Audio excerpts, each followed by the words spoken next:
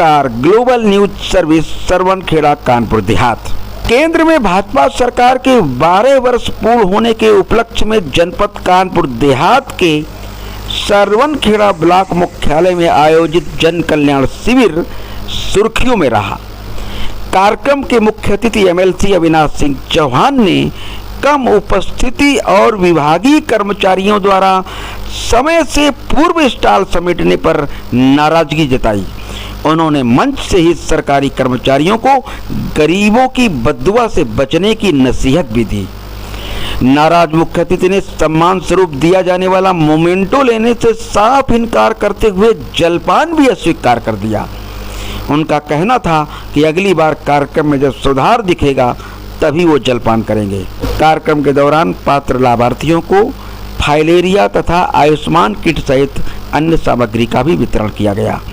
शिविर में स्वास्थ्य विभाग, कृषि विभाग और पुष्टाहार विभाग ने अपनी योजनाओं की जानकारी उपस्थित आमजन को दी, लेकिन अपेक्षित भीड़ और सहभागिता न होने से कार्यक्रम का माहौल फीका पड़ गया। सरवनखेड़ा शिविर से यही बड़ा संदेश निकला कि जन कल्याण संबंधी योजनाओं का असली लाभ तभी मिलेगा जब प्रशासनिक तत्परता और जनता की भागीदारी साथ साथ होगी। ग्लोबल न्यूज सर्विस के लिए मैं डॉक्टर दीप कुमार शुक्ल, नमस्कार। कि आप और हम भी इसी समाज का अंग हैं। हम विधायक हो गए तो सुरखात के पर नहीं लग गए। आप सरकारी अधिकारी और कर्मचारी हो गए तो सुरखात के पर नहीं लगे। जब हमको कोई जिम्मेदारी मिलती है तो जिम्मेदारी का बोध हमको हमारे कर्तव्य के प्रति, उसके निर्वहन के प्रति हमको जागरूक करता है।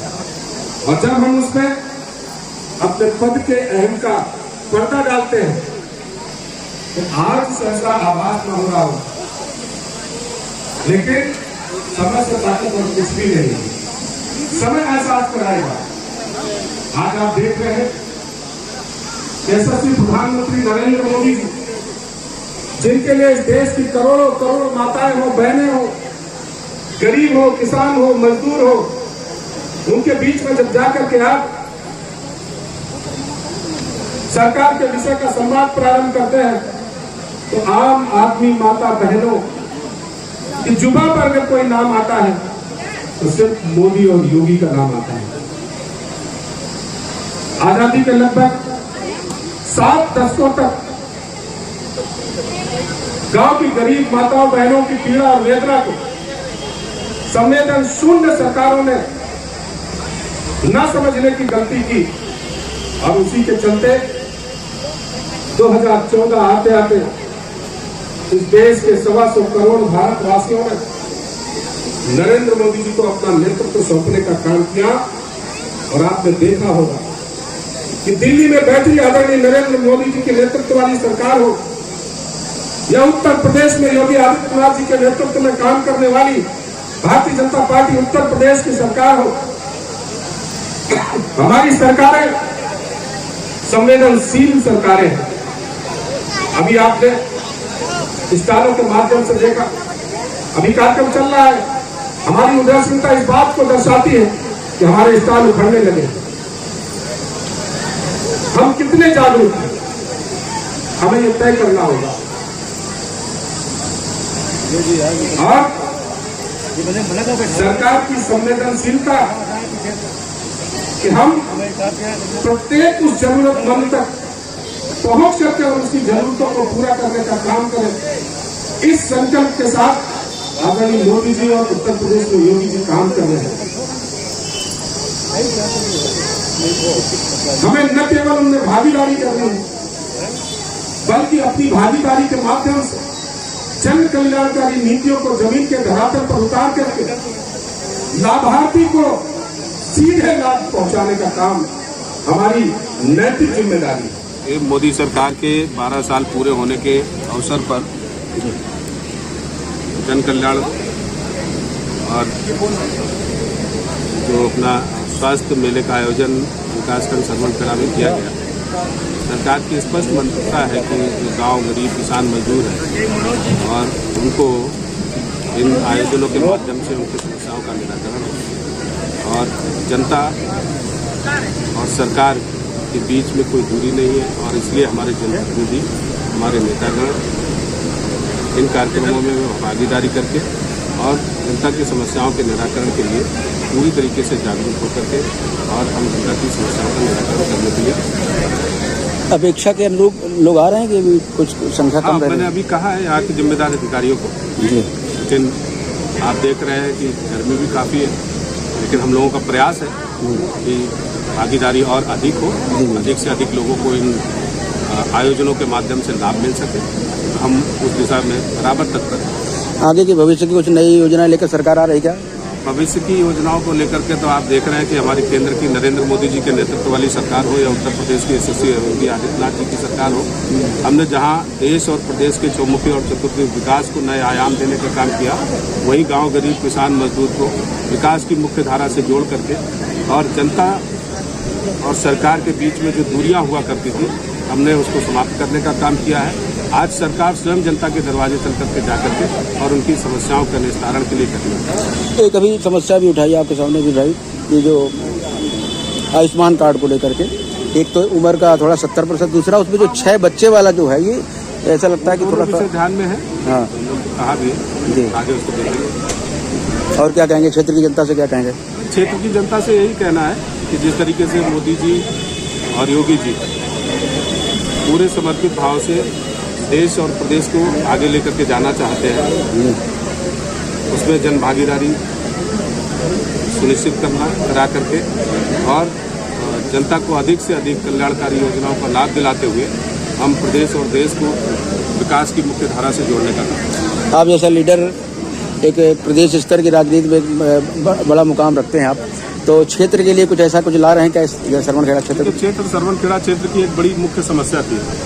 यहाँ पर गोगुमू रसूलपुर क्रॉसिंग पर जहाँ HPCL का गोडाउन बाल्टिंग प्लांट है, वहीं BPCL का भी प्लांट बन रहा है और रायपुर से लेकर के मुक्तानगर तक बड़ी संख्या में रोड के दोनों तरफ शिक्षण संस्थान थे और कई बार क्रॉसिंग अधिक समय तक बंद होने के कारण कई बार मरीजों को, कई बार छात्रों को परीक्षाओं के समय कठिनाइयों का सामना करना पड़ता था। और जब मैं विधान परिषद सदस्य बनकर के उत्तर प्रदेश के उच्च सदन में पहुंचा तो इस क्षेत्र की एक ये ज्वलंत समस्या थी और मैंने सरकार के पटल पर इस पर ऊपरगामी सेतु बने इस बात का आग्रह किया और सरकार ने उस आग्रह को स्वीकार किया। उत्तर प्रदेश सरकार और भारत सरकार के माध्यम से आज ऊपरगामी सेतु का निर्माण कार्य प्रारंभ हो गया है और न केवल ऊपरगामी सेतु बल्कि जिस विकास खंड में हम बैठे हैं, सरवनखेड़ा विकास खंड हो, हमारा जो थाना क्षेत्र है गजनेर ग्राम पंचायत, इन दोनों को भी नगर पंचायत बनाने की लंबे समय से मांग चल रही थी और इन दोनों विषयों को भी मैंने विधान परिषद में सदन के दौरान नियम 115 के अंतर्गत रखा और सभापति जी ने साहस से स्वीकार किया और गजनेर को नगर पंचायत बनाने के संदर्भ में, सरवनखेड़ा को नगर पंचायत बनाने के संदर्भ में प्रक्रिया आगे बढ़ चुकी है, प्रक्रियारत है। बहुत ही जल्द गजनेर और सरवनखेड़ा को नगर पंचायत का दर्जा मिले और हमारे क्षेत्र को एक बड़ा बजट मिले, क्षेत्र का चौमुखी और चतुर्मुखी विकास हो। तो यहाँ का स्थानीय निवासी होने के नाते जो भी बड़ी और ज्वलंत समस्याएं ध्यान में आती है, त्वरित गति से हम लोग उनका संज्ञान लेते हैं और चूंकि सरकार दृढ़ इच्छा शक्ति वाली है और उसका यथार्थ के धरातल पर क्रियान्वयन भी दिखाई देता है। जैसा मैंने कहा कि हमारा गोगुमो का ऊपरगामी सेतु का निर्माण प्रारंभ हो, बड़ी उपलब्धि है, बहुत बड़ी उपलब्धि है हमारे क्षेत्र के लिए, हमारे छात्रों के लिए, हमारे यहाँ के मरीजों के लिए। घंटों के हिसाब से क्रॉसिंग बंद होती थी, बहुत जल्द ऊपरगामी सेतु चालू हो जाएगा और क्षेत्र की जनता को इससे निजात। स्वास्थ्य विभाग का काउंटर लगा हुआ है। सुबह शाम अभी तक कितने आज आए कैंप में लोग आपके यहाँ? अभी तक कम से कम जो है हमारे पास 49 मरीज है। तो आपकी अपेक्षा के अनुरूप आए कि कम आए? ज्यादा आना चाहिए था? ज्यादा और आना चाहिए। मुझे तो ये बहुत बड़ा कैंप है, ब्लॉक का कैंप है और ज्यादा पब्लिक आनी चाहिए। हम स्वास्थ्य सेवा देने के लिए तैयार हैं और जो हमारी भारत गवर्नमेंट हमें फ्री चेकअप और फ्री दवाइयाँ देने के लिए जो यहाँ पे भेजी है, तो उसके लिए और भी लोगों को, पब्लिक को जागरूक होकर आना चाहिए। ये क्या, कहाँ से आए आप? मैं प्राथमिक स्वास्थ्य सरवनखेड़ा से हैं। अच्छा, मैं medical officer doctor Pramod Kumar Tiwari ji. तो इस तरह की सेवा देख कैसा लग रहा है आपको, कैसा महसूस किया? मुझे बहुत अच्छा लग रहा है। आगे ऐसे कैंप होने चाहिए और प्रत्येक महीने या 2 महीने में एक बार कैंप जरूर लगना चाहिए। जिससे कि स्वास्थ्य सेवा और मजबूत जी। हो और लोगों को फ्री दवाइयाँ। किस तरह के मरीज ज्यादा है आज? कौन आज ज्यादातर ज्वाइंट पेन के आए हैं, स्किन डिजीज के मरीज ज्यादा है। ये मरीज ज्यादा है? सामान उसके सामान में कभी आई वाले हैं थोड़े से आपके, उनको किसी को जो है बैक पेन है। तो जो आई के मरीज है आई के कम उनको से क्या कम 7-8 मरीज आएगा। उनको क्या करें, कहीं भेजेंगे? आप भेजा होगा? नहीं, मैं ऑप्टोमेट्रिक्स available in my PSC Sarwarkheda. अच्छा, वहाँ पे तो वहाँ पे मैं भेज देता हूँ। वहाँ पे सोमवार से शुक्रवार तक वो बैठते हैं, वहाँ पे देखते हैं पब्लिक को। जो है जो यहाँ आती है आई से इन्फेक्टेड जो पब्लिक है, तो उसको मैं आई ड्रॉप या दवाइयाँ देके उसको संतुष्ट करता हूँ। बाद में उसको आई स्पेशलिस्ट के पास भेजने के लिए सरवरखेड़ा बुलाता हूँ। बहुत सुंदर, बहुत अच्छा काम कर रहे हैं आप, बहुत सुंदर, बहुत दिखाया जाता है। ये भी सब स्वास्थ्य विभाग ही है, वहीं सरवरखेड़ा से है। मेरा नाम योगेंद्र सिंह। ये कौन से डिपार्टमेंट का कैंप है? ये UP NEDA. UP NEDA. NEDA, अच्छा, ये सोलर सिस्टम। तो इसमें यहाँ पे क्या क्या दिया आपने? लोगों ने खरीदा क्या? केवल वो था, प्रदर्शनी थी केवल? जानकारी दी जा रही है और नए रजिस्ट्रेशन किए जा रहे हैं। अच्छा, जो भी लाभार्थी इसका लाभ लेना चाह रहे हैं वो आ रहे हैं और आवेदन कर रहे हैं, उनकी प्रक्रिया जारी है। क्या फॉर्मेलिटी क्या लगती है आपकी? इसमें Aadhaar card, PAN card, bank passbook और हाउस सर्टिफिकेट हो गई और उनका मैप का जो फोटो होता है घर का वो। तो उसमें लगभग कितना खर्चा आता है शुरुआत में, इनिशियली? शुरुआत में इसकी जो 3 किलोवाट ऑन ग्रिड की जो कॉस्ट है वो 1,80,000 है। जी। इसमें 1,08,000 सब्सिडी प्लांट लगने के लगभग 1 से 1.5 महीने के बाद आ जाती है। बाकी का पैसा तो किस्त में? कॉस्ट उनकी 72,000 ही हुई है, मतलब उनके जेब से 72,000 रुपये ही लगना है। अच्छा अच्छा अच्छा।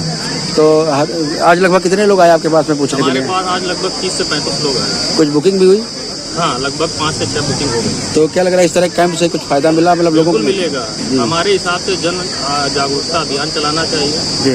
हर ग्राम में इसका प्रचार प्रसार होना चाहिए, जिससे लोग जागरूक होंगे और इस योजना में बढ़ चढ़ कर हिस्सा लेंगे। जी। ये सब आपके उपकरण रखे हुए हैं जो ये? हाँ, ये इन्वर्टर है, ऑन ग्रिड इन्वर्टर है। अच्छा अच्छा अच्छा। जो ऑन ग्रिड सोलर सिस्टम को डीसी से एसी कन्वर्ट करके डिस्ट्रीब्यूट करता है। अच्छा।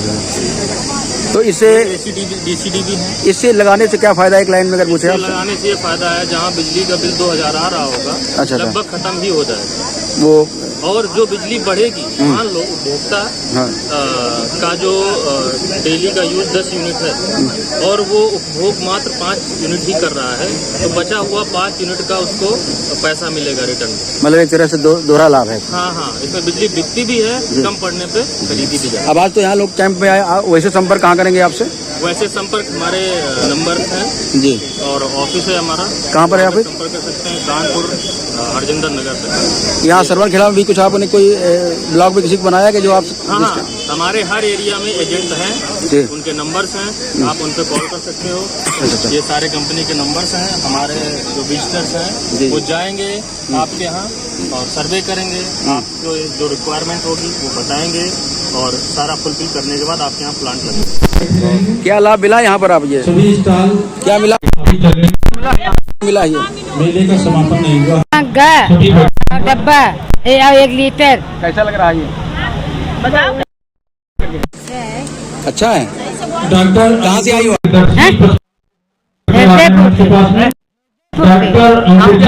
मानती। आप जी क्या मिला है आपको? समाज कल्याण धीरज ग्राम विकास धीरज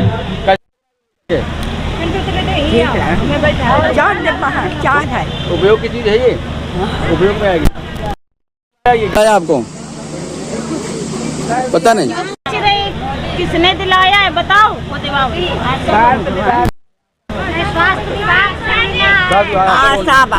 क्या नाम है आपका? कहाँ से आई हो आप? ये किसने दिलाया आपको ये सब सामान? वो मतलब जो आशा बहू हैं उन्होंने दिलाया। अच्छा अच्छा। आप कहाँ से आए हो? सब लोग हृदयपुर से आए क्या? क्या नाम है आपका? किस योजना में मिला ये आपको? फलेरिया में मिला। अच्छा, फलेरिया की वजह से ये आपको सहायता। अच्छा अच्छा अच्छा। साथ में ये प्लास्टिक के ये सामान भी है। अच्छा।